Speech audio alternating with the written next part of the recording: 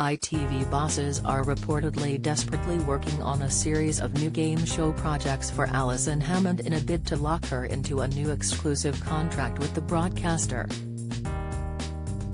Sources have reportedly confirmed that execs are searching for other light entertainment shows for the 48-year-old away from This Morning. It follows concerns that Holly Willoughby, 42, could be tempted by the BBC following the furore that Philip Schofield's exit has caused. It was reported last week that BBC bosses had reached out to Holly.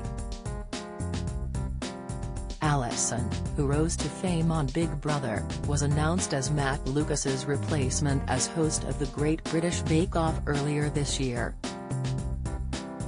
Hammond will co-host the Channel 4 show alongside the Mighty Boosh star Noel Fielding.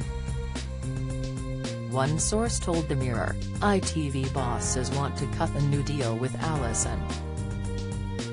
They are seriously worried about Holly talking to the BBC and fear she could be next.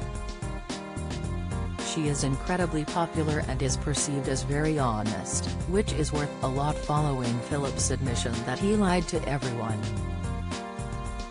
The source added, while Bake Off is factual, ITV don't want to see Alison working on entertainment formats with any other channel. They want to lock her in, and there has even been talk of a golden handcuffs deal solely for entertainment shows with ITV.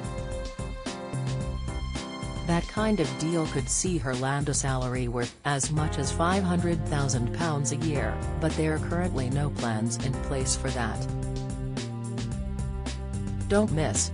Holly Willoughby reacts as co-host supports her after backlash over statement. Latest, Willoughby's This Morning return on Monday, her first appearance since Philip's resignation, saw her make an emotional statement to camera. However, it did not receive the desired response, with many mocking her opening question to viewers, "Are you okay?" ITV Group Director Magnus Brook appeared at a hearing of the Culture, Media and Sport Committee on Tuesday, June 6, where he criticized This Morning editor Martin Frizzell for ill-judged comments to the media following the Schofield commotion. ITV boss Caroline McCall is set to appear before the same committee this week.